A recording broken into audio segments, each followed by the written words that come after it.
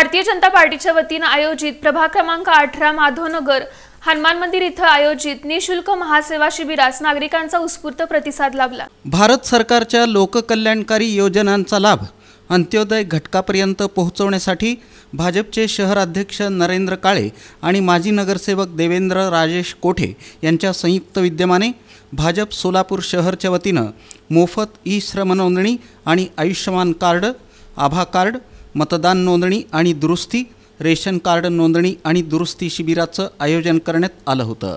बुधवारी सकाळी 8:30 पासूनच नागरिक प्रभाग क्रमांक 18 मधील माधवनगर येथील हनुमान मंदिराकडे येत होते। एकाच ठिकाणी शासनाच्या विविध योजनांचा लाभ मिळत असल्यामुळे दिवसभर नागरिकांची उत्स्फूर्त गर्दी दिसून आली। भाजप प्रभाग क्रमांक 18 मधील सर्व पदाधिकारी आणि नागरिकांच्या सहकार्यानं हे शिबिर घेण्यात आलं। स्वर्गीय विष्णुपंत कोठे प्रतिष्ठानच्या वतीनं सर्व योजनांमधील शासकीय शुल्क भरण्यात आलं, त्यामुळे नागरिकांना या शिबिराचा मोफत लाभ मिळाला। यावेळी भाजप सोलापूर शहर मध्य विधानसभा निवडणूक प्रमुख तथा माजी महापौर श्रीकांचना यन्नम, रमेश यन्नम, व्यंकटेश कोंडी, राजशेखर एमुल, विश्वनाथ बदलापुरे, अनिल वंगारी, श्रीनिवास साई यांच्यासह भाजपचे पदाधिकारी, स्वर्गीय विष्णुपंत कोठे प्रतिष्ठानचे सर्व सदस्य उपस्थित होते। भारतीय जनता पार्टीच्या वतीने आज प्रभाग क्रमांक 18 येथे महासेवा शिबिराचं आयोजन केलेलं आहे।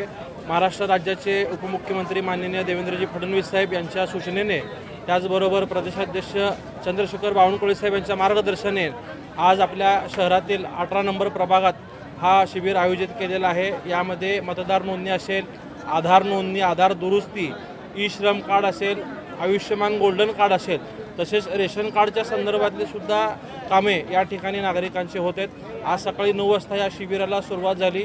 आता दुपारी 12 वाजेपर्यंत जवळपास 750 नागरिकांनी याचा लाभ घेतलेला आहे। सायंकाळी 5 वाजेपर्यंत हा शिबिर सुरू राहणार आहे। सर्व सेवा शिबिर ही पूर्णपणे मोफत आहे। याचं शुल्क विष्णुपंत कोठे प्रतिष्ठानच्या वतीने भरण्यात येणार असल्यामुळे नागरिकांना कुठलेही शुल्क या ठिकाणी आकारले जात नाही आहे। भारतीय जनता पार्टीचे सर्व पदाधिकारी, सदस्य या ठिकाणी मागील 4 ते 8 दिवसापासून परिश्रम घेत आहेत।